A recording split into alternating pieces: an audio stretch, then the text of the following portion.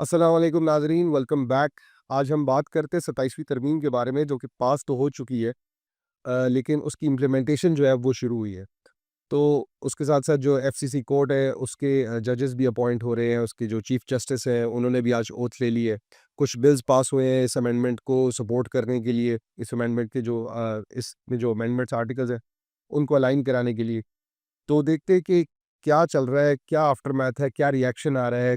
लोग कुछ इंस्टीट्यूशंस जो इसके खिलाफ खड़े हैं, कुछ लोग जो इसके खिलाफ खड़े हैं, और इससे किसको फ़ायदा हो रहा है, इससे क्या पाकिस्तान के लिए बेटरमेंट आएगी। जिस रीज़न की वजह से ये बिल पास हुआ है, जिस रीज़न की वजह से ये अमेंडमेंट लाई गई है, बताया गया है।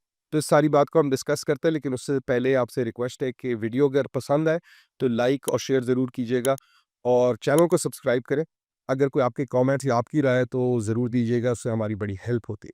तो आज 14 नवंबर 2025 को जस्टिस अमीनुद्दीन खान जो है, he has been sworn in as the chief justice of the federal constitutional court.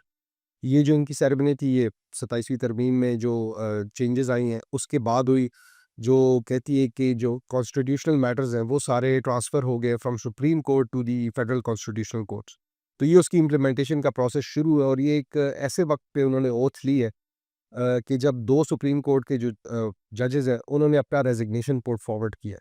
Justice Mansoor Ali Shah और जस्टिस अतहर मिनल्ला ने अपने रेज़िग्नेशन दिए, और उन्होंने कहा कि ये जो 27वीं तरमीम है, ये एक ग्रेव असॉल्ट का उन्होंने लफ्ज़ इस्तेमाल किया अपने लेटर ऑफ रेज़िग्नेशन के अंदर। अ, कॉन्स्टिट्यूशन के ऊपर जो है, ये उन्होंने कहा कि it's a grave assault on the constitution of Pakistan, और ये जो रिस्ट्रक्चरिंग हुई है of the Pakistan's judicial and constitutional architecture, ये उनको कबूल नहीं है। जो 27वीं तरमीम है उसमें ये शिप मौजूद है कि जजेस को रीअपॉइंट किया जा सकता है एक कोर्ट से दूसरे कोर्ट पे, और इसके खिलाफ काफ़ी ज़्यादा जो है वो जजेस और वकला जो है वो खड़े हैं। फैसल बावड़ा साहब जो है उन्होंने कहा कि आगे और रेजिग्नेशन आएंगे। उन्होंने किसी का खसूसी तौर पे नाम नहीं लिया, लेकिन उन्होंने कहा बहुत से रेजिग्नेशन आएंगे, और जिस तरह ये वाले एक्सेप्ट हो रहे हैं आगे भी एक्सेप्ट होते जाएंगे, उसी तरह जिस तरह 27वीं तरमीम भी बगैर रुकावट के एक्सेप्ट हो गई थी। तो खैर उन्होंने तो आगे और भी बात की है कि 28वीं तरमीम भी आएगी, उसके लिए रेडी रहे। लेकिन ये जो है बैकलैश आ रहा है from the judicial community, from the legal community of Pakistan. उसके साथ-साथ पाकिस्तान के पार्लियामेंट ने जो है वो 2-4 बिल और भी पास किए, जो इसलिए ताकि वो रिफ़ॉर्म ला सके उन लॉज़ में जो गवर्न करते हैं हमारी आर्म्ड फोर्सेस और एपेक्स कोड को। तो उसमें पाकिस्तान आर्मी का बिल है, पाकिस्तान नेवी के लिए बिल है 2025, पाकिस्तान एयर फोर्स के लिए बिल है, और पाकिस्तान का सुप्रीम कोर्ट अमेंडमेंट बिल है।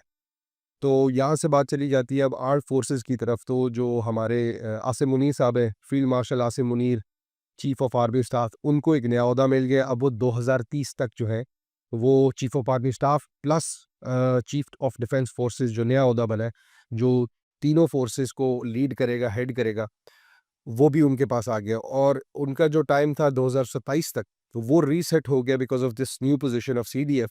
अब उनको 5 साल और मिलेंगे, 2025 से वो ओहदा शुरू हो रहा है 2030 तक का। तो उनका जो टेन्योर था 2 साल का, वो अब 5 साल में दोबारा कन्वर्ट हो गया, और प्रोबेबली जो नेक्स्ट आएँगे चीफ ऑफ आर्मी स्टाफ, उन्हीं को ये ओहदा मिलेगा, चीफ ऑफ डिफेंस फोर्सेस। तो सीडीएफ की पोस्ट आने से जो है जॉइंट चीफ की पोस्ट जो है वो अबॉलिश हो गई है, और वो पावर्स जो थी जॉइंट चीफ के पास, वो भी सीडीएफ के पास चली गई with some more powers of control over the 3 armed forces of Pakistan. और ये इसलिए किया गया है ताकि थोड़ा-सा मिलिट्री इंस्टीट्यूशन को एलिवेट भी किया जाए, और लेजिस्लेटिवली भी उसको स्ट्रेंथन किया जाए। और बहुत से लोगों ने ख़ुसूसी तौर पे ऑपोज़िशन भी उसने कहा कि ये एक ऐसी तरमीम कैसे लाई जा सकती है उस पार्लियामेंट के थ्रू या उस गवर्नमेंट के थ्रू, जिसके ऊपर खुद सवालिया निशान है। बिल्कुल वाक़ई ऐसी बात है कि जो गवर्नमेंट इस वक्त है वो एक कोalition गवर्नमेंट है, वो एक फ्रैक्चर्ड गवर्नमेंट थी, पार्टीज़ के आपस में मुशावरत से बनी हुई है। और उन हालात के अंदर पार्लियामेंट के अंदर इस बिल का पास होना एक मुश्किल चीज़ थी। रादर देन ये कहा जाए कि इसकी वैलिडिटी के ऊपर इशू है। उसका दूसरा पॉइंट ऑफ व्यू ये है कि ये पास कैसे हुई, इनकी सबकी मुशावरत थी, सब एग्रीड अपॉन थे, डिफरेंट पॉइंट ऑफ व्यूज़ जो है डिफरेंट पार्टीज़ के, वो इस जगह पे आके मिल गए। या दूसरी बात इसके अंदर ये भी है कि डिफरेंट पार्टीज़ ने अपनी-अपनी जो है अमेंडमेंट जो करवानी थी, अपनी-अपनी शिकें जो डलवानी थी, जो उनको बेनिफिट करती थी वो डलवा ली, कुछ चीज़ें इसमें से ओमिट भी कर लगी।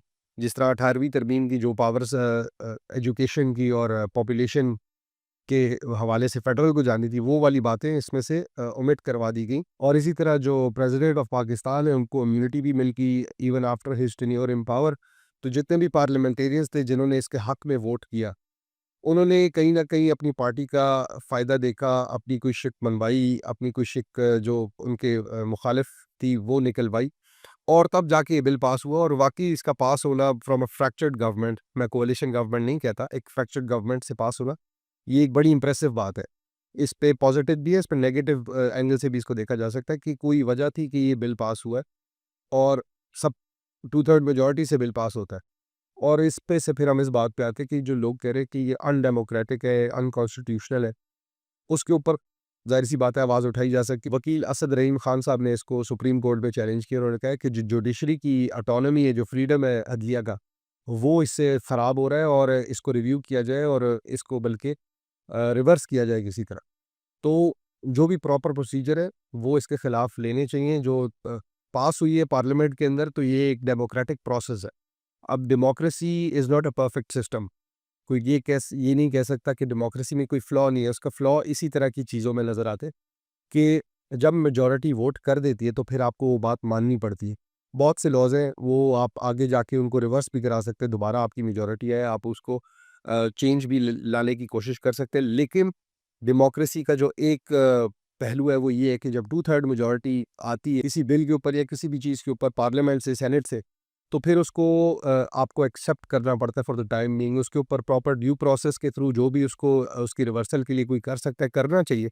यही एक फ्रीडम है पाकिस्तान के अंदर, यही एक फ्रीडम है एक डेमोक्रेटिक प्रोसेस के अंदर कि आप उसको चैलेंज कर सकते हैं कोर्ट में, आप उसको चैलेंज कर सकते हैं, आप उसके ऑपोजिशन में आप लॉबिंग करके, सिर्फ ऑपोजिशन में वॉकआउट करना नहीं होता। ऑपोजिशन में you have to lobby for your point of view और आप अपने लिए वोट्स इकट्ठे करते हैं। तो अगर आप वो ना कर सके और आप कहें कि 2/3 मेजॉरिटी से जो चीज़ पास हो रही है या आ रही है, वो अनडेमोक्रेटिक है, तो ये एक आप उसको कह लें, ये एक ऑक्सीमोरॉनिक बात है।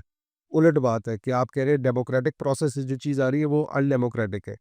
ये एक फंडामेंटल इश्यू आप कह लें डेमोक्रेसी के प्रोसेस में हो सकता है, लेकिन वो है डेमोक्रेटिक प्रोसेस। तो अभी तो ये इम्प्लीमेंटेशन शुरू हुई है, अभी तो इसके ऊपर जो बैकलैश है वो आना शुरू हुआ है। जो इसका आफ्टरमैथ है वो और आता जाएगा, अभी देखते हैं कोई और रेज़िग्नेशंस आते हैं कि नहीं। अभी जो फेडरल कॉन्स्टिट्यूशनल कोर्ट है उसके भी जजेस जो है अपॉइंट हो रहे हैं। अभी तक शायद और लोगों ने जो है ओथ ले ली हो। 7 जजेस मेरे ख़्याल से इसमें अपॉइंट होने हैं और 3 की जो न्यूज़ है वो आ चुकी है कि 3 अपॉइंट हो चुके हैं, उन्होंने ओथ ले लिए, चीफ जस्टिस अपॉइंट हो गए। उसके साथ-साथ बाकी बिल भी पास हो रहे हैं, आर्म्ड फोर्सेस के भी पास हो रहे हैं और इस पूरी 27th अमेंडमेंट को सुप्रीम कोर्ट के अंदर चैलेंज भी किया जा रहा है। तो आगे देखते हैं क्या होता है, बट ओवरऑल ये प्रोसेस जो है वो पॉलिटिक्स जो पाकिस्तान की है, वो बड़ी इंटरेस्टिंग होने जा रही है आगे, वो बड़ी एक्साइटिंग होने जा रही है और उसपे बहुत से रोड बम्प्स आएँगे। सारे इंस्टीट्यूशंस को भी जो इसमें इन्वॉल्व्ड हैं, एग्ज़ीक्यूटिव को भी आएगा, जुडिशरी को भी आएगा। तो आगे आने वाली जो पाकिस्तान की पॉलिटिक्स है, जो पाकिस्तान के हालात हैं, वो बड़े इस हवाले से जो है, वो इंटरेस्टिंग होंगे।